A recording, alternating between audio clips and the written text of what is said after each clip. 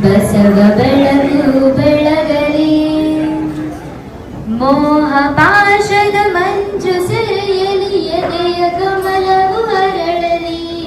ಮೋಹ ಪಾಶದ ಮಂಜು ಸೆರೆಯಲಿ, ಎದೆಯ ಕಮಲವು ಅರಳಲಿ. ಜೀವ ಜೀವದ ಜಡತೆ ಕರಗುತ್ತ, ಜೀವ ಜೀವದ ಜಡತೆ ಕರಗುತ್ತ, ಜಗದಿ ಬೆಳಕು ಅರಿಯಲಿ, ಜಗದಿ ಬೆಳಕು ಅರಿಯಲಿ.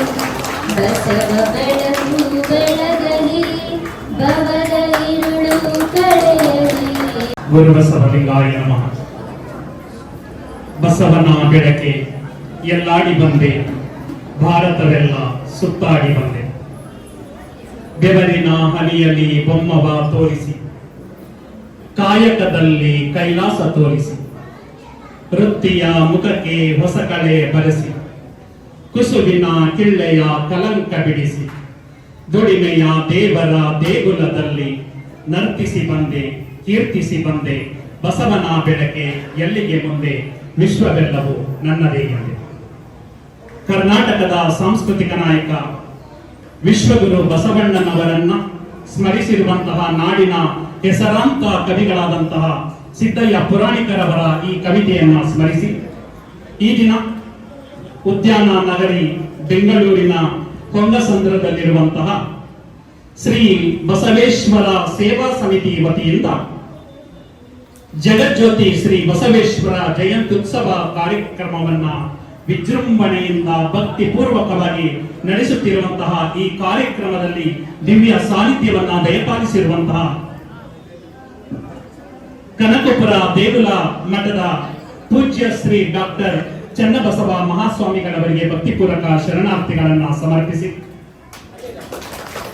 ಈ ಒಂದು ಕಾರ್ಯಕ್ರಮದಲ್ಲಿ ಸಾನ್ನಿಧ್ಯವನ್ನ ದಯಪಾಲಿಸಿರುವಂತಹ ಹೆಬ್ಬಳ್ಳಿ ಶ್ರೀ ನಿರ್ವಾಣೇಶ್ವರ ಮಠದ ದೇಗುಲ ಮಠದ ಶಾಖಾ ಮಠವೂ ಕೂಡ ಆದಂತಹ ನಿರ್ವಾಣೇಶ್ವರ ಮಠದ ಶ್ರೀ ಶಂಭುಲಿಂಗ ಸ್ವಾಮಿಗಳವರಿಗೂ ಭಕ್ತಿಪೂರ್ವಕ ಶರಣಾರ್ಥಿಗಳನ್ನ ಸಮರ್ಪಿಸಿ, ವೇದಿಕೆಯಲ್ಲಿ ಶ್ರೀ ಬಸವೇಶ್ವರ ಸೇವಾ ಸಮಿತಿಯ ಎಲ್ಲ ಪದಾಧಿಕಾರಿಗಳು ಆಸೀನರಾಗಿದ್ದೀರಾ. ಶ್ರೀ ಎಂ ಶಂಕರಪ್ಪನವರು, ಶ್ರೀ ನಿಂಗಪ್ಪನವರು, ಶ್ರೀ ಎಂ ಎಂ ಶಿವಸ್ವಾಮಿರವರು, ಶ್ರೀ ಶಿವಶಂಕರ್ ರವರು, ಶ್ರೀ ಎಸ್ ಸಿ ಸಿದ್ದಲಿಂಗಯ್ಯನವರು, ಶ್ರೀ ಮಹೇಶ್ವರಪ್ಪನವರು, ಶ್ರೀ ಎಸ್ ಟಿ ಸೋಮಶೇಖರ್ ರವರು, ಶ್ರೀ ಷಣ್ಮುಗೇಶ್ ರವರು, ಶ್ರೀ ನಾಗರಾಜ್ ರವರು, ಶ್ರೀ ಕುಮಾರ ರವರು, ಶ್ರೀ ಎಸ್ ದಾನೇಶ ರವರು, ಶ್ರೀ ಮಲ್ಲಿಕಾರ್ಜುನ ಅವಾರಿರವರು, ಶ್ರೀ ದೊಡ್ಡ ಬಸವನಗೌಡ ಎಚ್ ರವರು ಮತ್ತು ಕಾರ್ಯಕಾರಿ ಸಮಿತಿಯ ಎಲ್ಲ ಸದಸ್ಯರು ಕೂಡ ಇಲ್ಲಿ ಇದ್ದೀರಾ. ಎಲ್ಲರಿಗೂ ಕೂಡ ಶರಣಾರ್ಥಿಗಳನ್ನ ಸಮರ್ಪಿಸಿ, ಮೈಸೂರಿನಿಂದ ಸಾಂಸ್ಕೃತಿಕ ನಗರಿ, ಮೈಸೂರಿನಿಂದ ಉದ್ಯಾನ ನಗರಿ ಬೆಂಗಳೂರಿಗೆ ನನ್ನನ್ನು ಕರೆಸಲು ಕಾರಣೀಭೂತರಾದಂತಹ ಸಹೋದರ ಸಮನಾದಂತಹ ಶ್ರೀ ನಾಗರಾಜರವರಿಗೆ ಶರಣಾರ್ಥಿಗಳನ್ನ ಸಮರ್ಪಿಸಿ, ಈ ಕಾರ್ಯಕ್ರಮವನ್ನ ಕಣ್ತುಂಬಿಕೊಳ್ಳುತ್ತಿರುವಂತಹ, ಮನ ತುಂಬಿಕೊಳ್ಳುತ್ತಿರುವಂತಹ ತಮಗೆಲ್ಲರಿಗೂ ಕೂಡ ಶರಣಾರ್ಥಿಗಳು. ನಿಮ್ಮೆಲ್ಲರನ್ನು ಕೂಡ ನೋಡ್ತಾ ಇದ್ರೆ ಮಾತು ಕಟ್ತಾ ಇದೆ. ಯಾಕಂದ್ರೆ ವಿಶೇಷವಾದಂತಹ ಕಾರ್ಯಕ್ರಮ ಬೆಂಗಳೂರಿನಲ್ಲಿ ಈ ರೀತಿ ಎಲ್ಲರೂ ಕೂಡ ಬಂದು ಒಂದು ಜನಸಂದಣಿಯ ರೀತಿ ಬಸವನ ಹಬ್ಬ, ಬಸವೋತ್ಸವವನ್ನ ಮಾಡ್ತಾ ಇರೋದನ್ನ ನೋಡಿದ್ರೆ ತುಂಬಾ ಖುಷಿ ಆಗುತ್ತೆ.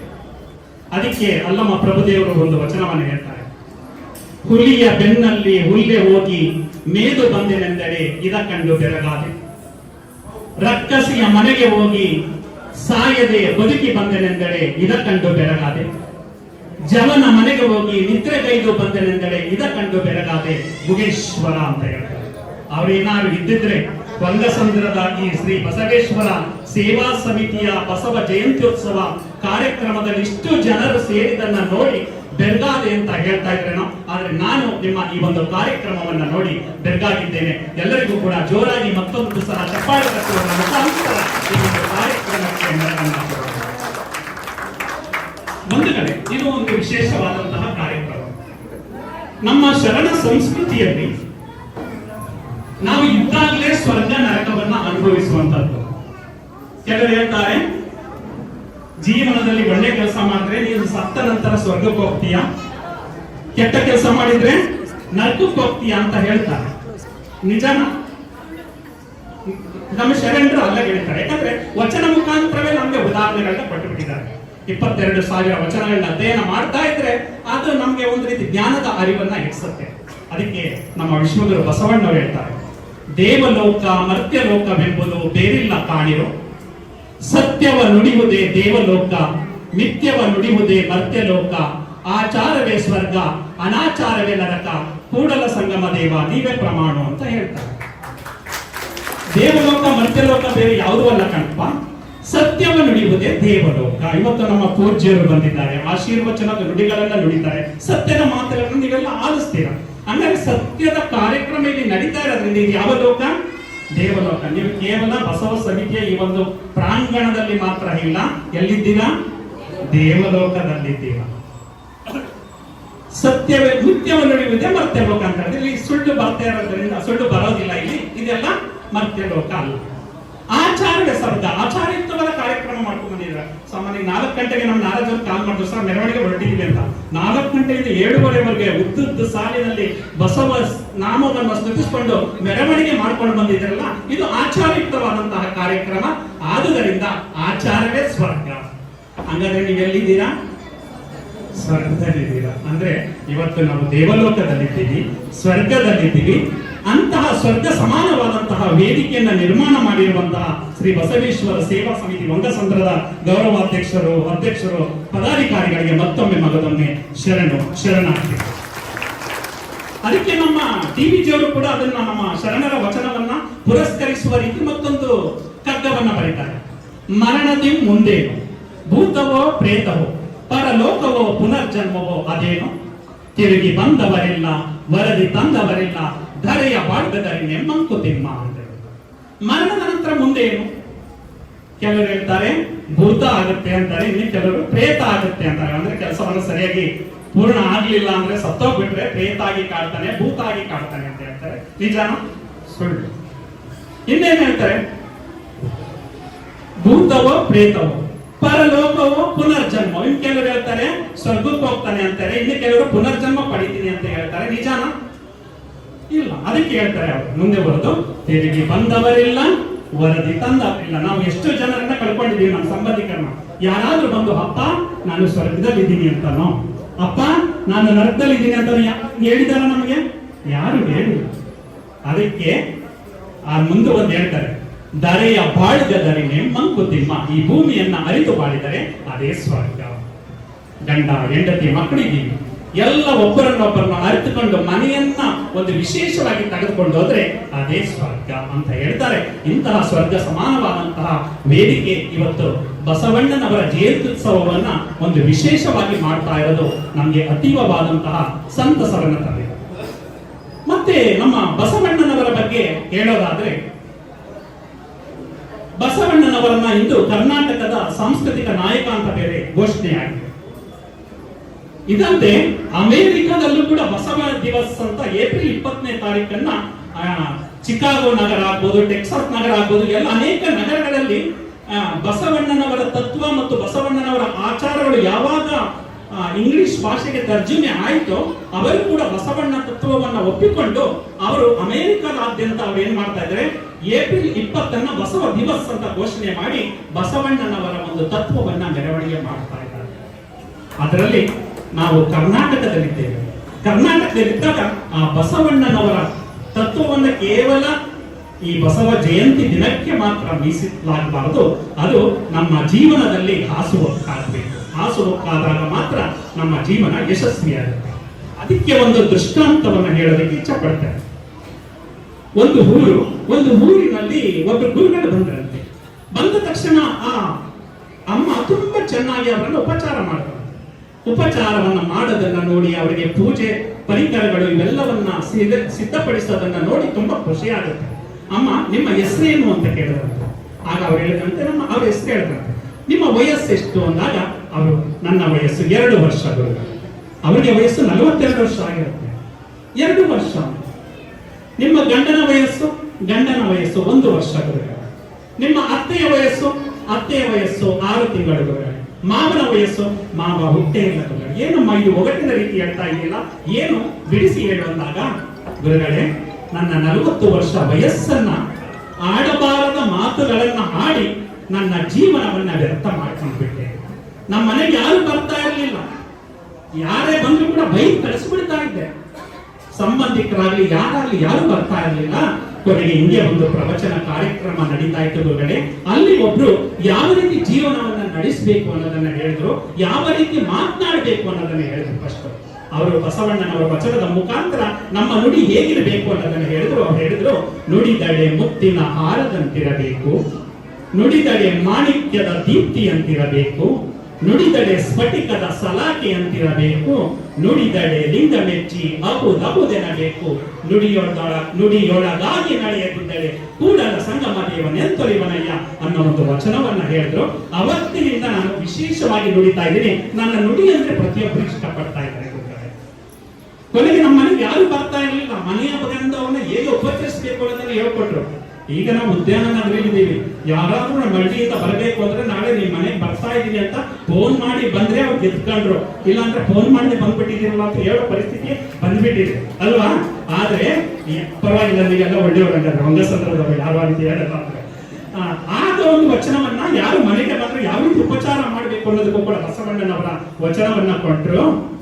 ಏನಿ ಬಂದಿರಿ ಅದೊಳಿದ್ದೀರಿ ಎಂದಡೆ ನಿಮ್ಮ ಮನದ ಮೈಸಿರಿ ಹಾರಿ ಹೋಗುದೆ, ಕುಳ್ಳಿರೆಂದಡೆ ನೆಲ ತುಳಿ ಹೋಗುದೆ, ಒಡನೆ ನುಡಿದಡೆ ಶಿರ ಹೊಟ್ಟೆಯೊಡೆಯುವುದೇ, ಕೊಡಲಿಲ್ಲದಿದ್ದಳೊಂದು ಗುಣವಿಲ್ಲದಿದ್ದಳೆ ಮೂಗ ಕೊಯ್ವದ ಮಾವನೆ ಕೂಡಲ ಸಕಮ ದೇವ ಅಂತ ಹೇಳಿದ್ರು. ಅವತ್ತಿನಿಂದ ಯಾರೇ ಮನೆಗೆ ಬರ್ಲಿ, ಈಗ ಬಂದ್ರ ಕೂತ್ಕೊಳ್ಳಿ ಅಂದ್ರೆ ನೆಲ ತೂತು ಬೀಳುತ್ತ, ಅವ್ರ ಜೊತೆ ಮಾತಾಡಿದ್ರೆ ನಿಮ್ಮ ಶಿರ ಹೊಟ್ಟೆ ಹೊಡೆದೋಗುತ್ತಾ, ನೀವು ಬೆಲ್ಲ ಕೊಡದೆ ಹೋದ್ರೂ ಪರವಾಗಿಲ್ಲ, ಅವರ ಜೊತೆ ಬೆಲ್ಲದಂತಹ ಮಾತನಾಡಿ ಅಂತ ಹೇಳಿದ್ರು. ಅವತ್ತಿನಿಂದ ಪ್ರೀತಿಯಿಂದ ಮಾತನಾಡ್ತಾ ಇದ್ದೀನಿ ಗುರುಗಳೇ. 2 ವರ್ಷಗಳಿಂದ ನಾನು ಆ ರೀತಿ ಮಾತನಾಡ್ತಾ ಇರೋದ್ರಿಂದ ನನ್ನ ನಿಜವಾದ ವಯಸ್ಸು 2 ವರ್ಷ. ನನ್ನ ಗಂಡನನ್ನ ಸರಿಪಡಿಸಬೇಕು ಅಂದ್ರೆ 1 ವರ್ಷ ಹಿಡಿತು. 1 ವರ್ಷದಿಂದ ನನ್ನ ಗಂಡ ಸರಿಯಾಗಿರೋದ್ರಿಂದ ನನ್ನ ಗಂಡನ ವಯಸ್ಸು 1 ವರ್ಷ. ನಮ್ಮ ಅತ್ತೆಯನ್ನ ಸರಿಪಡಿಸಬೇಕು ಅಂದ್ರೆ 1.5 ವರ್ಷ ಹಿಡಿತು. ನನ್ನ ಅತ್ತೆ 6 ತಿಂಗಳಿಂದ ಸರಿಯಾಗಿದ್ದಾರೆ. ನನ್ನ ಅತ್ತೆಯ ವಯಸ್ಸು 6 ತಿಂಗಳು. ನಮ್ಮ ಮಾವ ಇನ್ನು ಸರಿಯಾಗಿಲ್ಲ, ಅವರು ಹುಟ್ಟೇ ಇಲ್ಲ. ಅಂದ್ರೆ ನಮ್ಮ ಜೀವನ ಯಾವಾಗ ಪ್ರಾರಂಭ ಆಗೋದು? ಒಳ್ಳೆಯ ನಡವಳಿಕೆಯನ್ನ ರೂಢಿಸಿಕೊಂಡಾಗ ಮಾತ್ರ. ಅದಕ್ಕೆ ಹೇಳ್ತಾರೆ ಬಸವಣ್ಣವರು, ಲೇಸೆನಿಸಿಕೊಂಡು 5 ದಿನ ಬದುಕಿದರೇನು, ಲೇಸೆನಿಸಿಕೊಂಡು 4 ದಿನ ಬದುಕಿದರೇನು, ಲೇಸೆನಿಸಿಕೊಂಡು 3 ದಿನ ಬದುಕಿದರೇನು, ಲೇಸೆನಿಸಿಕೊಂಡು 2 ದಿನ ಬದುಕಿದರೇನು, ಕೂಡಲ ಸಂಗನ ಶರಣರ ವಚನದಲ್ಲಿ ಲೇಸೆನಿಸಿಕೊಂಡು 1 ದಿನ ಬದುಕಿದರೆ ಸಾಧ್ಯ ಅಂತ ಹೇಳ್ತಾರೆ. ಅಂತಹ ಅದ್ಭುತವಾದ ವಚನ ಅಲ್ವಾ. ನಮ್ಮ 12ನೇ ಶತಮಾನದಲ್ಲಿ ಒಬ್ರು ಬಹುರೂಪಿ ಚೌಡಯ್ಯ ಅಂತ ಇದ್ದಾರೆ. ಇದೆಲ್ಲ ನಾನು ಹೇಳ್ತಾ ಇರೋದಿಲ್ಲ, ನೀವು ಕ್ರೋಮ್ಗೆ ಹೋಗ್ಬಿಟ್ಟು ವಚನ ಸಂಪುಟ ಅಂತ ನಮ್ಮ ತರಳಬಾಳು ಸೇವಾ ಸಮಿತಿಯವರು ರೆಡಿ ಮಾಡಿದ್ದಾರೆ. ನೀವು ಯಾವುದೇ ಆಪ್ ಅನ್ನ ಡೌನ್ಲೋಡ್ ಮಾಡೋ ಅವಶ್ಯಕತೆ ಇಲ್ಲ. ಕ್ರೋಮ್ಗೆ ಹೋಗ್ಬಿಟ್ಟು ವಚನ ಸಂಪುಟ ಅಂತ ಹೊಡೆದ್ರೆ ಎಲ್ಲ ಬಸವಣ್ಣ ಅಂತ ಹೊಡೆದ್ರೆ ಬಸವಣ್ಣವ್ರ ಎಲ್ಲಾ ವಚನಗಳು 1409 ವಚನಗಳು ಕೂಡ ತೆರೆಕೊಳ್ಳುತ್ತೆ. ಒಂದು ವಚನದ ಮೇಲೆ ಕ್ಲಿಕ್ ಮಾಡಿದ್ರೆ ನಿಮ್ ಪಕ್ಕದ ತಮಿಳ್ನವ್ರು ಇದ್ದಾರೆ, ತಮಿಳಿನಲ್ಲಿ ಟ್ರಾನ್ಸ್ಲೇಟ್ ಆಗುತ್ತೆ, ಅವ್ರಿಗೂ ಕೂಡ ನೀವು ಅದನ್ನ ಟ್ರಾನ್ಸ್ಲೇಟ್ ಮಾಡಿರ್ಬೋದು. ಹಿಂದಿಯವರು ಇದ್ದಾರೆ, ಹಿಂದಿಯವ್ರಿಗೆ ಟ್ರಾನ್ಸ್ಲೇಟ್ ಮಾಡಬಹುದು. ತೆಲುಗಿದ್ದಾರೆ, ತೆಲುಗೆ ಟ್ರಾನ್ಸ್ಲೇಟ್ ಮಾಡಬಹುದು. 5 ಭಾಷೆಗೆ ಟ್ರಾನ್ಸ್ಲೇಟ್ ಆಗಿದೆ ಬಸವಣ್ಣವರ ಎಲ್ಲ ವಚನಗಳು. ತಾತ್ಪರ್ಯಗೆ ಮತ್ತೆ ಉಳಿದ ಎಲ್ಲಾ ಶರಣರ ವಚನಗಳು 22,000 ವಚನಗಳು ನಿಮ್ಮ ಅಂಗೈಯಲ್ಲೇ ಇದೆ. ದಯಮಾಡಿ ಅದನ್ನ ನೀವು ನೋಡಬಹುದು. ನಾನು ಹೇಳ್ತಾ ಇರೋದು ವಚನ ಆಧಾರಿತವಾಗಿ ಹೇಳ್ತಾ ಇರೋದಂತಹ ಬಹುರೂಪಿ ಚೌಡಯ್ಯ ಪ್ರತಿಯೊಂದು ವಚನದಲ್ಲೂ ಬಸವಣ್ಣನಿಂದ ಬದುಕಿತಿ ಲೋಕವೆಲ್ಲ ಅಂತ ಹೇಳ್ತಾರೆ. ಯಾಕೆ ರೀತಿ ಹೇಳ್ತಾರೆ? ಬಸವಣ್ಣನಿಂದ ಬದುಕಿತಿ ಲೋಕವೆಲ್ಲ ಯಾಕೆ ಹೇಳ್ತಾರೆ ಅಂದ್ರೆ, ಅದುವರೆಗೆ ಒಂದು ವಿಶೇಷವಾದ ಪರಂಪರೆ ಇತ್ತು 12ನೇ ಶತಮಾನದಲ್ಲಿ. ಆದ್ರೆ ಬಸವಣ್ಣನವರ 12ನೇ ಶತಮಾನದಲ್ಲಿ ಒಂದು ವಿಶಿಷ್ಟ ಭಾಷ್ಯವನ್ನ ಬರೀತಾರೆ ಕನ್ನಡದಲ್ಲಿ. ಸಕಲ ಜೀವಾತ್ಮರಿಗೆ ಲೇಸನೆ ಬಯಸುವ ಪುರಜರೆ ಶರಣರು ಅನ್ನೋ ಒಂದು ಪದ ಪ್ರಯೋಗ ಮಾಡುವುದರ ಮುಖಾಂತರ ಅವರು ಎಲ್ಲ ಜನರಿಗೆ ಒಂದು ವಿಶೇಷವಾದ ಆದ್ಯತೆಯನ್ನು ಕೊಡ್ತಾರೆ. ಅದಕ್ಕೆ ಬಸವಣ್ಣನಿಂದ ಬದುಕಿತಿ ಲೋಕವೆಲ್ಲ ಅಂತ ಹೇಳ್ತಾರೆ. ಮೊನ್ನೆ ನಮ್ಮ ನರೇಂದ್ರ ಮೋದಿಜಿಯವರು ಕೂಡ ಬಸವಣ್ಣನವರ ಬಗ್ಗೆ ಸಂಸತ್ ಉದ್ಘಾಟನೆ ಆಗುವಾಗ ತುಂಬಾ ಮನತುಂಬಿ ಮಾತನಾಡ್ತಾರೆ. ದಾರ್ಶನಿಕ ಬಸವಣ್ಣ ಅಂತ ಹೇಳ್ತಾರೆ, ಯುಗ ಪ್ರವರ್ತಕ ಅಂತ ಹೇಳ್ತಾರೆ. ಯಾಕೆಂದ್ರೆ ಅವ್ರು ಹೇಳ್ತಾರೆ ಸತ್ಯ ಸಾಥ್ ಸತ್ಯ ವಿಕಾಸ್ ಅನ್ನೋ ಒಂದು ತತ್ವ ಬಸವಣ್ಣನವರ ಸಮಾನತೆಯ ತತ್ವದ ಆಧಾರದ ಮೇಲೆ ನಿರ್ಮಾಣ ಆಗಿದೆ. ಅವರ ತತ್ವದ ಆಧಾರದ ಮೇಲೆ ನಾನು ಈ ಒಂದು ಆಡಳಿತವನ್ನು ನಡೆಸ್ತಾ ಇದ್ದೀನಿ ಅಂತ ಹೇಳ್ತಾರೆ. ಅವರು ಕೊನೆಗೆ ದೆಹಲಿಯಲ್ಲಿ ವಿಜ್ಞಾನ ಭವನ ಅಂತ ಇದೆ, ವಿಜ್ಞಾನ ಭವನದಲ್ಲಿ ಬೆಂಗಳೂರಿನ ಬಸವ ಸಮಿತಿಯವರು ಬಸವಣ್ಣನವರ ಮತ್ತು ಇತರ ಶರಣರ ವಚನಗಳ 2500 ವಚನಗಳನ್ನ 23 ಭಾಷೆಗಳಿಗೆ ಭಾಷಾಂತರ ಮಾಡಿ ಆ 23 ಪುಸ್ತಕಗಳನ್ನ ಬಿಡುಗಡೆ ಮಾಡಿ ಮಾತಾಡ್ತಾರೆ. ಬಸವಣ್ಣನವರ ಬಗ್ಗೆ ಇನ್ನೂ ಹೆಚ್ಚು ತಿಳಿಬೇಕು ಅಂದ್ರೆ ನೀವು ರಸಪ್ರಶ್ನೆ ಕಾರ್ಯಕ್ರಮಗಳನ್ನ ಹಮ್ಮಿಕೊಳ್ಳಿ. ರಸಪ್ರಶ್ನೆ ಕಾರ್ಯಕ್ರಮಗಳನ್ನ ಹಮ್ಮಿಕೊಂಡು ಅದರ ಮುಖಾಂತರ ಮಕ್ಕಳಿಗೆ ಬಸವಣ್ಣನವರ ಬಗ್ಗೆ ಮತ್ತು ಶರಣರ ಬಗ್ಗೆ ಜ್ಞಾನವನ್ನ ಕಟ್ಟಿಕೊಡಿ ಅಂತ ಹೇಳ್ತಾರೆ. ಅಂತಹ ಕಾರ್ಯಕ್ರಮಗಳನ್ನ ಮುಂದಿನ ದಿನಗಳಲ್ಲಿ ನಮ್ಮ ಶ್ರೀ ಬಸವೇಶ್ವರ ಸೇವಾ ಸಮಿತಿಯವರು ಕೂಡ ರೂಢಿಸಿಕೊಂಡ್ರೆ ಇನ್ನೂ ಕೂಡ ನಮ್ಮ ಬಸವ ತತ್ವ ಜಗದಗಲ್ಲ, ಮಿಗಿಲಾಗಲ್ಲ, ಮುಗಿಯಾಗಲ್ಲ ಆಗೋದಕ್ಕೆ ಸಾಧ್ಯ ಆಗುತ್ತೆ ಅಂತ ಹೇಳ್ತಾ ಇವತ್ತು ಒಂದು ವಿಶೇಷವಾದ ಪರಂಪರೆಗೆ ನಮ್ಮ ಪೂಜ್ಯರು ಕನಕಪುರ ದೇಗುಲ ಮಠದ ಪೂಜ್ಯರು ಹೇಳ್ತಾ ಇದ್ರು. ತುಂಬಾ 4-5 ವರ್ಷಗಳ ಹಿಂದೆ ಕೂಡ ನಾನು ಬಂದಿದ್ದೆ. ಆವಾಗ ಏನಿತ್ತು ಭಕ್ತಿ ಅದೇ ಭಕ್ತಿ ಈಗಲೂ ಮುಂದುವರಿತಾ ಇದೆ ಅಂತ. ನಿಜವಾಗ್ಲೂ ಆ ಪೂಜ್ಯರ ಬಾಯಲ್ಲಿ ಆ ಮಾತುಗಳು ಬರ್ತಾ ಇದೆ ಅಂದ್ರೆ ಶರಣರಗಳು ಮಾತಾಡ್ದಂಗೆ ಆಗುತ್ತೆ. ಅಂತಹ ಒಂದು ಭಕ್ತಿ ಪರಂಪರೆಯನ್ನ ಅನೇಕ ವರ್ಷಗಳಿಂದ ರೂಢಿಸಿಕೊಂಡು ನಡೆಸ್ಕೊಂಡು ಬರ್ತಾ ಇದ್ದೀರಲ್ಲ, ಅದು ಒಂದು ವಿಶಿಷ್ಟವಾದಂತಹ ಕಲೆ ಅಂತ ನಾನಾದ್ರೂ ಭಾವಿಸ್ತಾ ಬಸವಣ್ಣನವರ ಬಗ್ಗೆ ಅನೇಕರು, ಮಹಾತ್ಮ ಗಾಂಧೀಜಿಯವರು ಕೂಡ ಹೇಳ್ತಾರೆ 1924ರಲ್ಲಿ ಬೆಳಗಾವಿ ಕಾಂಗ್ರೆಸ್ ಅಧಿವೇಶನ ಇರುತ್ತೆ. ಆ ಬೆಳಗಾವಿ ಕಾಂಗ್ರೆಸ್ ಅಧಿವೇಶನದಲ್ಲಿ ನಾನು ಈಗ ಅಸ್ಪೃಶ್ಯತೆ ವಿರುದ್ಧ ಹೋರಾಡ್ತಾ ಇದ್ದೀನಿ, ಆದ್ರೆ ಬಸವಣ್ಣನವರು 12ನೇ ಶತಮಾನದಲ್ಲಿ ಅಸ್ಪೃಶ್ಯತೆ ವಿರುದ್ಧ ಹೋರಾಡ್ತಾರೆ ಮತ್ತು ಕಾಯಕದ ಕೈಲಾಸ ಅನ್ನೋ ಒಂದು ತತ್ವವನ್ನ ರೂಢಿಸಿಕೊಳ್ಳುವುದರ ಮುಖಾಂತರ ಪ್ರತಿಯೊಬ್ಬರಿಗೂ ಕೂಡ ಕಾಯಕದ ಮಹಿಮೆಯನ್ನ ಬೋಧಿಸ್ತಾರೆ ಅಂತ ಹೇಳಿ ಅಂತಹ ಬಸವಣ್ಣನವರನ್ನ ಮಹಾತ್ಮ ಗಾಂಧಿಯವರು ಕೂಡ ತುಂಬಾ ಮನತುಂಬಿ ಮಾತನಾಡ್ತಾರೆ. ಇನ್ನು ನಮ್ಮ ಕರ್ನಾಟಕದ ಗಾಂಧಿ ಹರ್ಡೇಕರ್ ಮಂಜಪ್ಪ ಹೇಳಿದ್ದೀನಿ ಅಂತ ಅನ್ಕೊಂಡಿದ್ದೀನಿ. ಅವ್ರ ಬಗ್ಗೆ ಕರ್ನಾಟಕದ ಗಾಂಧಿ ಅಂತ ಕರೀತಾರೆ. ಆ ಕರ್ನಾಟಕದ ಗಾಂಧಿ ಹರ್ಡೇಕರ್ ಮಂಜಪ್ಪ ಅವರು 1900 ನಂತರ ವಚನವನ್ನ ಅಧ್ಯಯನ ಮಾಡೋದಕ್ಕೆ ಹೋಗ್ತಾರೆ. ಮಾಡಕ್ ಹೋದಾಗ ಒಂದು ವಚನ ಅವರಿಗೆ ಕಣ್ಣಿಗೆ ಬೀಳುತ್ತೆ. ದಾಸಿ ಪುತ್ರನಾಗಲಿ, ವೇಶ್ಯ ಪುತ್ರನಾಗಲಿ, ಶಿವ ದೀಕ್ಷೆಯಾದ ಬಳಿಕ ಸಾಕ್ಷಾತ್ ಶಿವನೆಂದು ಪೂಜಿಸಿ ವಂದಿಸಿ ಪಾದೋದಕ ಪ್ರಸಾದ ಕೊಂಬುದು ಯೋಗ್ಯ. ಇದಲ್ಲದೆ ಉದಾಸೀನವ ಮಾಡಿ ಬಿಡುವವನಿಗೆ ನಾಯಕ ನರಕ ಕೂಡಲ ಸಂಗಮ ದೇವ ಅಂತ ಹೇಳ್ತಾರೆ. ಈ ಒಂದು ವಚನ ಅವರಿಗೆ ಕಣ್ತೆರೆಯಿಸುತ್ತೆ. ಯಾರೇ ಆಗ್ಲಿ ನಾವು ನಂಬಿ ಈ ಲಿಂಗಾಯತ ತತ್ವವನ್ನ ಹಿಡ್ಕೊಂಡಾಗ ಅವರನ್ನ ಸಾಕ್ಷಾತ್ ಪರಶಿವ ಅಂತಲೇ ನಾವು ಭಾವಿಸಬೇಕು ಅಂತ ಹೇಳಿ ಇಂತಹ ಒಬ್ಬ ವ್ಯಕ್ತಿ 12ನೇ ಶತಮಾನದಲ್ಲಿದ್ರ, ಅವರಿರೋದು ಯಾವಾಗ 20ನೇ ಶತಮಾನದಲ್ಲಿ ಇರುವಂತದ್ದು. ಇಂತಹ ವ್ಯಕ್ತಿ ಇದ್ರ ಅಂತ ಹೇಳಿ ಓಡಿ ಹೋಗ್ತಾರೆ. ಬಸವಣ್ಣನವರ ಬಗ್ಗೆ ಇನ್ನೆಲ್ಲಿ ವಿಚಾರಗಳಿದೆ ಅಂತ ತೆಗಿತಾರೆ. ಬಸವಣ್ಣನವರ ಸಂಪೂರ್ಣ ಜೀವನ ಚರಿತ್ರೆಯನ್ನ ಅಧ್ಯಯನ ಮಾಡಿದಾಗ ಅವರಿಗೆ ರೋಮಾಂಚನ ಆಗಿಬಿಡುತ್ತೆ. ರೋಮಾಂಚನ ಆದಾಗ ದಾವಣಗೆರೆಯ ನಮ್ಮ ಮುರುಘಾ ಮಠದ ಶ್ರೀ ಮೃತ್ಯುಂಜಯ ಸ್ವಾಮಿಗಳು ಅಂತ ಇರ್ತಾರೆ. ಆ ಮೃತ್ಯುಂಜಯ ಸ್ವಾಮಿಗಳ ಹತ್ರ ಹೋಗಿ ಬಸವಣ್ಣನವರು ಇಂತಹ ಒಬ್ಬರು ವ್ಯಕ್ತಿ, ದಾರ್ಶನಿಕ ವ್ಯಕ್ತಿ ನಮ್ಮ ಕರ್ನಾಟಕದಲ್ಲಿದ್ದರು ಗುರುಗಳೇ, ಇವರ ಒಂದು ಬಸವ ಜಯಂತಿಯನ್ನು ನಾವು ಆಚರಣೆ ಮಾಡಬೇಕು ಅಂತ ಕೇಳ್ಕೊಳ್ತಾರೆ.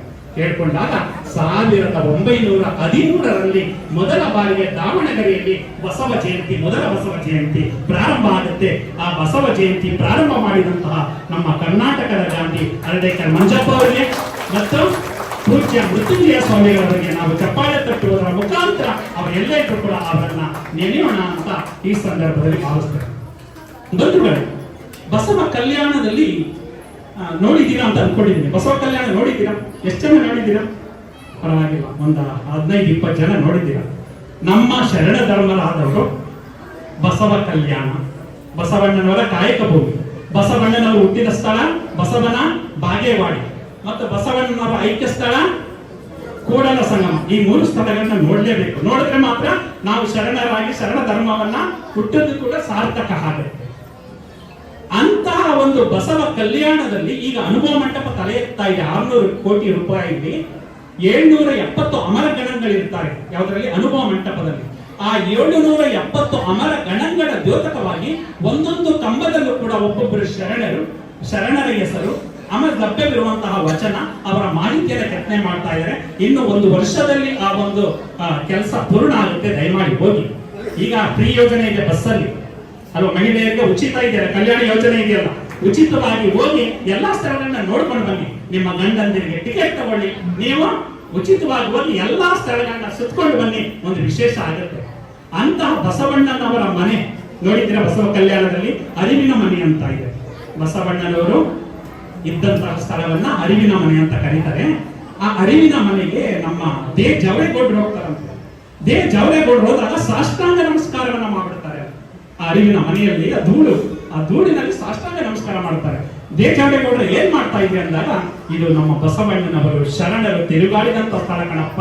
ಆ ನೆಲದ ಕಣಗಳು ನನ್ನ ಮೈಯಲ್ಲಿ ಸ್ಪರ್ಶ ಆದಾಗ ಆ ಒಂದು ಮೈಯೇ ಒಂದು ರೀತಿ ರೋಮಾಂಚನ ಆಗುತ್ತೆ ಅಂತ ಹೇಳಿದಂತೆ, ಅಂತಹ ಸ್ಥಳವನ್ನ ನೀವು ಕೂಡ ಹೋಗಿ ನೋಡಿ ಬನ್ನಿ ಅಂತ ಹೇಳ್ತಾ, 12ನೇ ಶತಮಾನದಲ್ಲಿ ಬಸವಣ್ಣನವರು 2 ತತ್ವ ವಿಶೇಷವಾಗಿ ತರ್ತಾರೆ.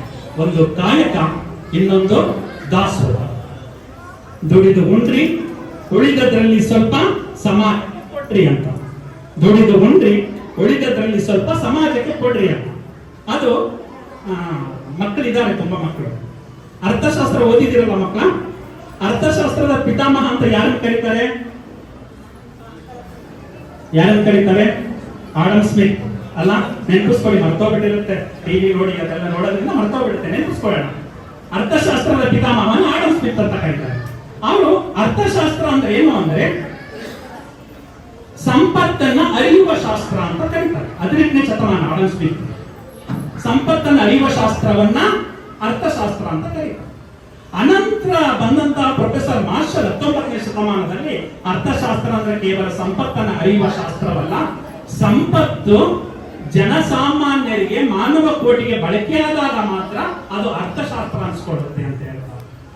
ಅಂದ್ರೆ 19ನೇ ಶತಮಾನದಲ್ಲಿ. ಆದ್ರೆ ಬಸವಣ್ಣವರು ಯಾವ ಶತಮಾನದಲ್ಲಿ ಹೇಳಿದ್ರು? ಅವರಿಗಿಂತ 700 ವರ್ಷಗಳ ಹಿಂದೆ 12ನೇ ಶತಮಾನದಲ್ಲಿ ದುಡಿದು ಉಂಡ್ರಿ ಅಂದ್ರೆ ಕಾಯಕ, ಸಮಾಜಕ್ಕೆ ಅನ್ಸ್ರಿ. ಇಂತಹ ಒಂದು ಅರ್ಥಶಾಸ್ತ್ರದ ಕಲ್ಪನೆ ಯಾರಿಂದ ಬಂತು? ಬಸವಣ್ಣವರಲ್ಲಿ ಬಂತು. ಹಂಗಂದ್ರೆ ನಿಜವಾದ ಅರ್ಥಶಾಸ್ತ್ರದ ಪಿತಾಮಹ ಯಾರು? ಬಸವಣ್ಣನವರು. ಇಂತಹ ಅನೇಕ ಉದಾಹರಣೆಗಳು ಬಸವಣ್ಣನವರಿಂದ ಮೊದಲಾಗಿರುವಂತದ್ದು ಇದೆ. ಬಸವಣ್ಣನವರ ಕಾಯಕ ಮತ್ತು ಬಸವಣ್ಣನವರ ದಾಸೋಹ ತತ್ವ, ಇವೆರಡನ್ನ ಮೆಚ್ಚಿ ಅನೇಕ ಕಡೆಯಿಂದ ಬರ್ತಾರೆ. ಈಗ ಇಂಟರ್ನೆಟ್ ಇದೆ ಅಲ್ವಾ? ಇಂಟರ್ನೆಟ್ ಬಳಸ್ತಾ ಇದೀರಲ್ಲ ನೀವು. ಇಂಟರ್ನೆಟ್ ಯಾವಾಗ ಸ್ಥಾಪನೆ ಆಯ್ತು ಗೊತ್ತಾ? ನಿಮ್ಗೆ ಸೀಟ್ ಕೇಳ್ತಾರೆ, ಅವೆಲ್ಲ ತಿಳ್ಕೊಂಡಿರ್ಬೇಕು. ಅಂತರ್ಜಾಲ ಅಂತ ಬಳಸ್ತೀವಲ್ಲಪ್ಪ, ಅದು ಯಾವಾಗ ಪ್ರಾರಂಭ ಆಯ್ತು ಗೊತ್ತಾ? ಯುನೈಟೆಡ್ ಸ್ಟೇಟ್ಸ್ ಆಫ್ ಅಮೆರಿಕಾದಲ್ಲಿ 1970ರಲ್ಲಿ ಮೊದಲ ಬಾರಿಗೆ ಪ್ರಾರಂಭ ಆಗುತ್ತೆ. 70ರಲ್ಲಿ ಪ್ರಾರಂಭ ಆದಾಗ ಅದು ಜನಸಾಮಾನ್ಯರಿಗೆ ಬಳಕೆ ಆದದ್ದು 1990ರಲ್ಲಿ. ಈಗೇನಿದೆ? ಫೇಸ್ಬುಕ್ ಇದೆ, ಇನ್ಸ್ಟಾಗ್ರಾಮ್ ಇದೆ, ಟ್ವಿಟರ್ ಇದೆ, ಯೂಟ್ಯೂಬ್ ಇದೆ, ಎಲ್ಲ ಇದೆ. ನಾವೇನಾದ್ರೂ ಒಂದು ಫೋಟೋವನ್ನ ಅಪ್ಲೋಡ್ ಮಾಡಿ 100 ಲೈಕ್ ಆಯ್ತು ಅಂದ್ರೆ ನಮ್ಮ ಬೆನ್ನ ನಾವೇ ತಿಳ್ಕೊತೀವಿ, 100 ಜನ ನನ್ನನ್ನ ಲೈಕ್ ಮಾಡಿದ್ದಾರೆ ಅಂತ. 1000 ಲೈಕ್ ಆಗ್ಬಿಟ್ರೆ ಎದ್ದು ಕುಣಿದು ಬಿಡ್ತೀವಿ, 1000 ಜನ ನನ್ನನ್ನ ಲೈಕ್ ಮಾಡಿದ್ದಾರೆ ಅಂತ. ಆದ್ರೆ 12ನೇ ಶತಮಾನದಲ್ಲಿ ಇಂಟರ್ನೆಟ್ ಇತ್ತ? ಫೇಸ್ಬುಕ್ ಇಲ್ಲ, ಟ್ವಿಟರ್ ಇಲ್ಲ, ಯೂಟ್ಯೂಬ್ ಏನೂ ಇಲ್ಲ.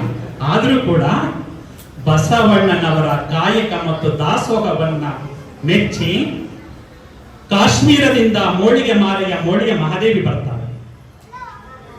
ಈ ಕಡೆ ಆಫ್ಘಾನಿಸ್ತಾನದಿಂದ ಮರುಳ ಶಂಕರದೇವರು ಬರ್ತಾರೆ.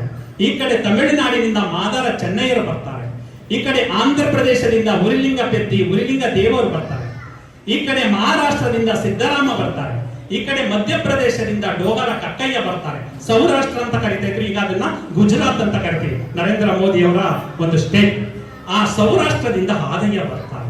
ಹಿಂಗೆ ಒಟ್ಟು ಎಷ್ಟು ಜನ ಬರ್ತಾರೆ ಗೊತ್ತಾ? 1,96,000 ಜನ ಬರ್ತಾರೆ. ಅಂದ್ರೆ ಬಸವಣ್ಣನವರ ಫೇಸ್ ವ್ಯಾಲ್ಯೂ ಎಷ್ಟಿತ್ತು ಅಲ್ಲ? ಅವರ ಫೇಸ್ ವ್ಯಾಲ್ಯೂ ಚಪ್ಪಾಳೆ ತಟ್ಟಲ್ವಾ? ನಮ್ಮ ಬಸವಣ್ಣವರ ಫೇಸ್ ವ್ಯಾಲ್ಯೂ 12ನೇ ಶತಮಾನದಲ್ಲಿ 1,96,000 ಜನ ಮೆಚ್ಚಿ ಬಂದ್ರು ಅಂದ್ರೆ ಎಂತದ್ದು? ಆ ಸಮಯ ಆಗ್ತಾ ಇದೆ ಅಂತ ನಮ್ಮ ನಿರೂಪಕರು ಹೇಳ್ತಾ ಇದ್ದಾರೆ. ಇನ್ನ ಒಂದೇ ನಿಮಿಷ, ಯಾಕಂದ್ರೆ ಒಂದು ಕಾಯಕ ತತ್ವದ ಒಂದು ನಿದರ್ಶನವನ್ನ ಹೇಳಿದ್ರೆ ಸಮಾಧಾನ. ಮೈಸೂರಿಗೆ ಬಂದಿದ್ದೀನಲ್ಲ, ಮೈಸೂರಲ್ಲಿ ಶ್ರೀ ಗುರುಮಲ್ಲೇಶ್ವರರು ಅಂತ ಕೇಳಿರ್ಬೋದು.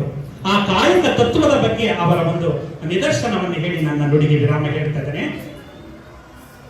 ಶ್ರೀ ಗುರುಮಲ್ಲೇಶ್ವರರು ಅಂತ ಶಿವಮೊಗ್ಗ ಜಿಲ್ಲೆ ಮಧ್ಯೆ ಸೇರಿತ್ತು. ಅಲ್ಲಿ ಸವಣಂಗಿ ಅಂತ ಇದೆ. ಸವಣಂಗಿಯಿಂದ ಮೈಸೂರಿಗೆ ಬರ್ತಾರೆ. ಮೈಸೂರಲ್ಲೂ ಕೂಡ ಅನೇಕ ಲಕ್ಷಾಂತರ ಭಕ್ತರನ್ನ ಸಂಪಾದನೆ ಮಾಡಿ ನಂತರ ಎಲ್ಲಿಗೆ ಹೋಗ್ತಾರೆ? ದೇವನೂರಿಗೆ ಹೋಗ್ತಾರೆ. ದೇವನೂರಲ್ಲಿ ಅವರು ಐಕ್ಯ ಆಗುವಂಥದ್ದು. ಆ ಸಂದರ್ಭದಲ್ಲಿ ಗುರುಮಲ್ಲೇಶ್ವರ ಒಂದು ಭಕ್ತಿ ಪರಂಪರೆಯನ್ನ ನೋಡಿ ಮೈಸೂರಿನ ಅರಸರಾಗಿದ್ದಂಥವರು ಮುಮ್ಮಡಿ ಕೃಷ್ಣರಾಜ ಒಡೆಯರ್ ನಮ್ಮ ಗುರುಮಲ್ಲೇಶ್ವರನ ನಮ್ಮ ಅರಮನೆಗೆ ಕರೆಸಿ ಪೂಜೆ ಮಾಡಬೇಕು ಅಂತ ಹೇಳಿ ಗುರುಮಲ್ಲೇಶ್ವರನ ಅರಮನೆಗೆ ಕರೆಸಿ ಅವರಿಗೆ ಪಾದಪೂಜೆ ಮಾಡ್ತಾರೆ. ಪೂಜೆಯನ್ನ ಮಾಡಿ ಅವರಿಗೆ ಕಾಣಿಕೆ ಕೊಡಬೇಕಲ್ಲ, ಬೆಳ್ಳಿ ತಟ್ಟೆಯಲ್ಲಿ ಚಿನ್ನ, ವಜ್ರ, ವೈಡೂರ್ಯ ಆಭರಣಗಳೆಲ್ಲವನ್ನ ತುಂಬಿ ಕೊಡೋದಿಕ್ಕೆ ಹೋಗ್ತಾರೆ ಗುರುಮಲ್ಲೇಶ್ವರ. ಏನಪ್ಪ ಇದು? ನಿಮಗೆ ಕಾಣಿಕೆ ಬೇಕು. ಇದು ಯಾರ ಹಣ? ಇದು ಪ್ರಜೆಗಳು ತೆರಿಗೆಯಿಂದ ಬಂದಿರುವಂತಹ ಹಣ. ಪ್ರಜೆಗಳ ತೆರಿಗೆಯಿಂದ ಬಂದಿರುವ ಹಣವನ್ನ ಪ್ರಜೆಗಳ ಕಲ್ಯಾಣಕ್ಕೆ ಬಳಸಬೇಕು ಹೊರತು ಅದನ್ನ ನನಗೆ ಕಾಣಿಕೆ ಕೊಡೋದಕ್ಕೆ ಬರೋದಿಲ್ಲ, ನನಗೆ ಬೇಡಪ್ಪ ಕಾಣಿಕೆ. ಹಾಗಾದ್ರೆ ನಾನು ಕಾಣಿಕೆಯನ್ನು ಹೇಗೆ ಕೊಡಬೇಕು ಅಂದಾಗ, ನಿನ್ನ ತನುವನ್ನ ಬಳಲಿಸಿ, ಅಂದ್ರೆ ನಿನ್ನ ದೇಹವನ್ನ ದಂಡಿಸಿ ನೀನು ಕಾಣಿಕೆ ಕೊಟ್ಟಾಗ ನಾನು ಸ್ವೀಕರಿಸ್ತೀನಿ ಅಂತ ಹಾಗೆ ಹೊರಟೋಗ್ಬಿಡ್ತಾರೆ. ಆದ್ರೆ ಮುಮ್ಮಡಿ ಕೃಷ್ಣರಾಜ ಒಡೆಯರಿಗೆ ಮನಸ್ಸಿನಲ್ಲಿ ನೋವಾಗುತ್ತೆ, ವ್ಯತ್ಯಾಗುತ್ತೆ.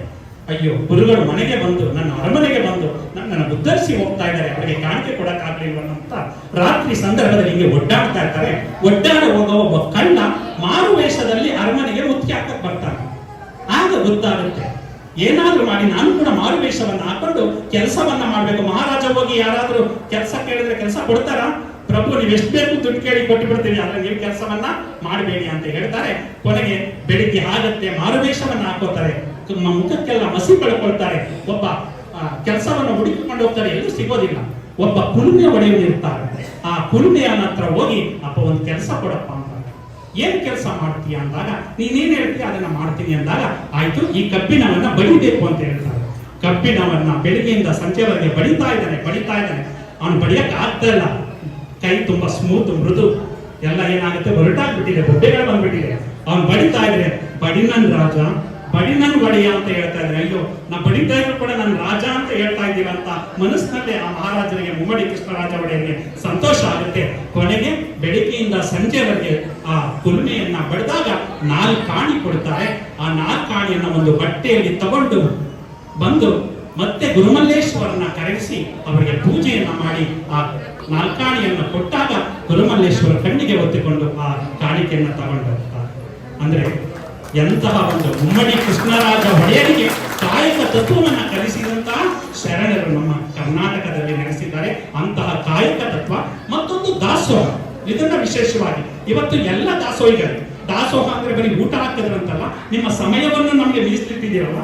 ಈ ಒಂದು ಬಸವ ಜಯಂತಿಗೆ, ಅದು ಎಲೆಕ್ಟ್ರಾನಿಕ್ ಸಿಟಿ ಮತ್ತೆ ಉದ್ಯಾನ ನಗರಿ ಅಂತ ಹೇಳ್ತೀವಿ, ಇಂಥದ್ರಲ್ಲಿ ನೀವು ಇಷ್ಟೊಂದು ಸಮಯ ಬಂದು ಮೆರವಣಿಗೆಲ್ಲ ಮುಗಿಸ್ಕೊಂಡು ನಿಮ್ಮ ಸಮಯವನ್ನ ದಾಸೋಹ ಮಾಡಿದಾರಲ್ಲ, ಇದು ಕೂಡ ದಾಸೋಹವನ್ನೇ. ಇಂತಹ ದಾಸೋಹದ ಕಾರ್ಯಕ್ರಮಗಳು ಹೆಚ್ಚು ಆಗಲಿ.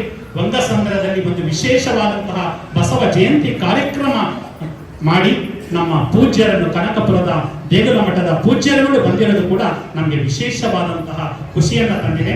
ಪೂಜ್ಯರು ಕೂಡ ಕೆಂಡಗಣ್ಣ ಸ್ವಾಮಿ ಗದ್ದಿಗೆ ಅಂತ ಅಲ್ಲಿ ಅವರು ಜನಿಸಿ ಈಗ ದೇಗುಲ ಮಠದಲ್ಲಿ ಅವರು ಬಂದು ಒಂದು ಅಲ್ಲಿ ಪಟ್ಟಾಧಿಕಾರವನ್ನ ವಹಿಸಿಕೊಂಡಿರೋದು ಬೆಂಗಳೂರಿನ ಸುತ್ತಮುತ್ತಲ ನಗರ ಭಕ್ತರಿಗೆ ತುಂಬಾ ಖುಷಿ ಕೊಡುವಂತಹ ವಿಚಾರವಾಗಿದೆ. ಪ್ರತಿಯೊಬ್ಬರ ಬಗ್ಗೆ ಕೂಡ ಕೇವಲ ಪೂಜೆ ಮಾಡೋದು ಮಾತ್ರ ಅಲ್ಲ, ಅವರ ಬಗ್ಗೆ ಜ್ಞಾನವನ್ನ ತಿಳ್ಕೊಳ್ಳಿ. ನಮ್ಮ ಶರಣ ವಿಶ್ವವಚನ ಫೌಂಡೇಶನ್ ಅಂತ ಇದೆ, ಮಲೆ ಮಹದೇಶ್ವರರ ಬಗ್ಗೆ ಸಾಕ್ಷಿ ಚಿತ್ರ ಮಾಡಿದ್ದೇವೆ, ಮತ್ತೆ ಕೆಂಡಗಣ್ಣ ಸ್ವಾಮಿಯವರ ಬಗ್ಗೆ ಸಾಕ್ಷ್ಯ ಚಿತ್ರ ಮಾಡಿದ್ದೇವೆ, ಬಸವಣ್ಣನವರ ಬಗ್ಗೆ ಸಾಕ್ಷ್ಯ ಚಿತ್ರ ಮಾಡಿದ್ದೇವೆ. ನಮ್ಮ ಶರಣ ವಿಶ್ವವಚನ ಫೌಂಡೇಶನ್ ಅಂತ ಯೂಟ್ಯೂಬ್ ಅಲ್ಲಿ ಹೊಡೆದ್ರೆ ಅನೇಕ ಶರಣರ ಬಗ್ಗೆ ನಿಮಗೆ ಮಾಹಿತಿ ಬರುತ್ತೆ. ಆ ಮಾಹಿತಿಯನ್ನ ತಿಳ್ಕೊಂಡು ಜೀವನದಲ್ಲಿ ಅಳವಡಿಸಿಕೊಂಡಾಗ ಒಂದು ವಿಶೇಷವಾದ ಖುಷಿ ಆಗುತ್ತೆ ಅಂತ ಹೇಳ್ತಾ, ಮೊನ್ನೆ ನಮ್ಮ ಸಿದ್ಧಗಂಗಾ ಮಠದಲ್ಲಿ ನಮಗೆ ಒಂದು ಸಂಘ ಸಿರಿ ಅಂತ ಅವಾರ್ಡ್ ಅನ್ನ ಕಳೆದ ವರ್ಷ ಕೊಟ್ಟರು. 15,000 ಜನ ಸೇರಿದ್ರು. ಸ್ವಾಮೀಜಿಗಳ ಒಂದು ಅನುಮತಿಯನ್ನ ಕೇಳಿ ಅವರೆಲ್ಲರಿಗೂ ಕೂಡ ಒಂದು ವಚನವನ್ನ ಹೇಳ್ಕೊಟ್ಟೆ. ಇಡೀ ಪರಿಸರ ವಚನಮಯ ಆಗಬೇಕು ಅಂತ, ಇವತ್ತು ವಂಗಸಂದ್ರವು ಕೂಡ ವಚನಮಯ ಆಗಬೇಕು ಅಂತ ನಮ್ಮ ಪೂಜ್ಯರ ಅನುಮತಿಯನ್ನ ಕೇಳಿ ಒಂದು ವಚನವನ್ನ ಹೇಳ್ಕೊಡ್ತೀನಿ. ನನ್ನ ಜೊತೆ ದಯಮಾಡಿ ಧ್ವನಿಗೊಳಿಸಿ. ಹೇಳ್ತೀರಲ್ಲ, ಯಾವುದೇ ಕೆಲಸವನ್ನ ಮಾಡಕ್ ಹೋಗ್ತಾ ಇದ್ದೀರಾ, ಆಗ್ತಾ ಇಲ್ಲ ಅಂದಾಗ ಈ ಒಂದು ವಚನವನ್ನ ನೀವು ಉದ್ಘಾಟಿಸಿದ್ರೆ ಆ ಕೆಲಸ ತುಂಬಾ ಹೂವು ಮುಟ್ಟಿದ ರೀತಿ ಸರಾಗವಾಗುತ್ತೆ ಅಂತ ಹೇಳ್ತೀರಾ.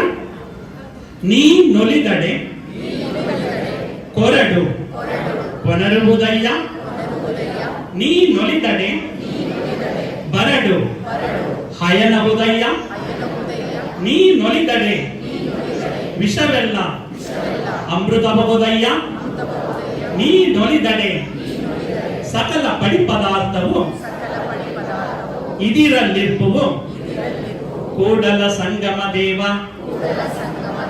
ತುಂಬಾ ವಿಶೇಷವಾದ ವಚನ.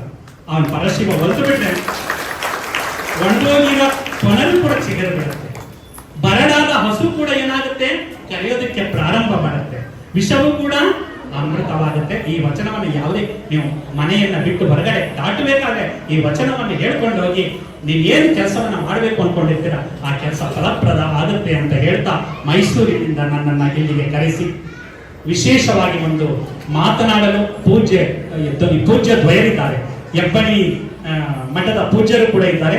ಅವರ ಒಂದು ಗ್ರಾಮದಲ್ಲಿ ವಚನ ಗ್ರಾಮ ಅನ್ನೋ ಒಂದು ಕಾರ್ಯಕ್ರಮವನ್ನು ಈಗ 3 ತಿಂಗಳ ಹಿಂದೆ ಮಾಡಿದ್ದು. ಪ್ರತಿ ಮನೆಗೆ ವಚನ ಪುಸ್ತಕವನ್ನ ಕೊಟ್ಟು ಅವರನ್ನು ಕೂಡ ಇದೇ ರೀತಿ ಸೇರಿಸಿ ವಚನ ಸಾಹಿತ್ಯದ ಬಗ್ಗೆ ಜಾಗೃತಿ ಉಂಟು ಮಾಡಿ ಆ ಗ್ರಾಮವನ್ನು ವಚನ ಗ್ರಾಮ ಅಂತ ಘೋಷಣೆಯನ್ನ ಮಾಡಿದ ಪೂಜ್ಯ ದ್ವಯರಲ್ಲಿ ಈ ಒಂದು ಕಾರ್ಯಕ್ರಮ ಯಶಸ್ವಿಯಾಗಿ ನಡೀತಾ ಇರೋದು ನಮ್ಮ ಒಂದು ದೇವಲೋಕವನ್ನ ಮತ್ತು ಸ್ವರ್ಗವನ್ನ ಮರಿಕಳಿಸ್ತಾ ಇದೆ.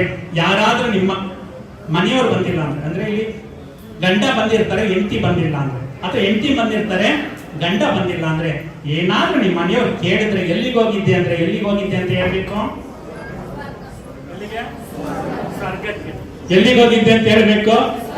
ಸ್ವರ್ಗಕ್ಕೆ. ಎಲ್ಲಿಗೆ ಹೋಗಿದ್ದೆ ಅಂತ ಹೇಳ್ಬೇಕು? ದೇವಲೋಕಕ್ಕೆ ಹೋಗಿದ್ದೆ ಅಂತ ಹೇಳ್ಬೇಕು ಅಂತ ಹೇಳ್ತಾ ಹೊರಡುವೆ ನಾನು, ಹೊರಡುವೆ ಮುಂದೆ, ಬರುವುದು ವಿಶ್ವವು ನನ್ನಯ ಹಿಂದೆ, ಅವರಿವರೆಂಬನೆ ಎಲ್ಲರೂ ಒಂದೇ, ಎಲ್ಲರಿಗಿರುವನು ಒಬ್ಬನೇ ತಂದೆ, ಬರುವೆನು ಭೂಮಿಯನ್ನು ಬೆಳಗಿ, ಬಸವನ ಬೆಳಕೆ ಎಲ್ಲಾಡಿ ಬಂದೆ, ಭಾರತವೆಲ್ಲ ಸುತ್ತಾಡಿ ಬಂದೆ ಎಂಬ ಸಿದ್ದಯ್ಯ ಪುರಾಣಿಕರವರ ಕವಿತೆಯೊಂದಿಗೆ ಇವತ್ತು ಬಸವನ ಬೆಳಕು ಈ ವಂಗಸಂದ್ರದ ಒಂದು ಬಸವ ಸಮಿತಿಯಲ್ಲಿ ಮಾತ್ರವಲ್ಲ, ಇಡೀ ಉದ್ಯಾನ ನಗರದಲ್ಲಿ ಒಂದು ಬಸವ ಬೆಳಕು ಹರಡಿದೆ. ಆ ಬಸವ ಬೆಳಕಿನಲ್ಲಿ ನಮ್ಮ ಜೀವನವನ್ನು ಕೂಡ ನಾವು ಒಳ್ಳೆಯ ರೀತಿಯಲ್ಲಿ ತೆಗೆದುಕೊಂಡು ಹೋಗಿ ನಾವು ಭವ್ಯ ಭಾರತದ ಉತ್ತಮ ಪ್ರಜೆಗಳಾಗಿ ರೂಪುಗೊಳ್ಳೋಣ ಅಂತ ಹೇಳ್ತಾ ನನ್ನ ಒಂದೆರಡು ನುಡಿಗೆ ವಿರಾಮವನ್ನು ಹೇಳ್ತಾ ಇದ್ದೇನೆ. ಜೈ ಬಸವ, ಜೈ ಶರಣ. ಬಸವನ ಬೆಳಕೆ ಎಲ್ಲಿಗೆ ಮುಂದೆ, ವಿಶ್ವವೆಲ್ಲವೂ ನನ್ನದೇ ಎಂದೇ.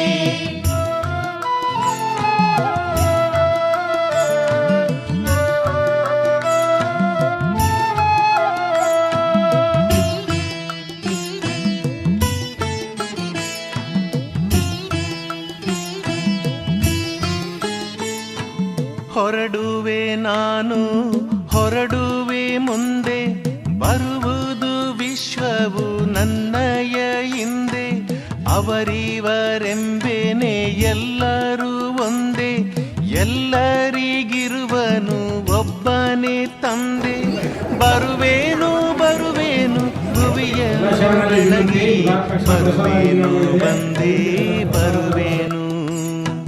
ಬಸವನ ಬೆಳಕೆ ಎಲ್ಲಾಡಿ ಬಂದೆ, ವಿಶ್ವವೆಲ್ಲವೂ ನನ್ನದೇ ಎಂದೇ. ಬಸವನ ಬೆಳಕೆ ಎಲ್ಲಾಡಿ ಬಂದೆ, ವಿಶ್ವವೆಲ್ಲವೂ ನನ್ನದೇ ಎಂದೇ. ಬರುವೇನು ಬಂದೆ ಬರುವೇನು, ಬರುವೇನು ಬಂದೆ ಬರುವೇನು, ಬರುವೇನು ಬಂದೆ ಬರುವೇನು, ಬರುವೇನು ಬಂದೆ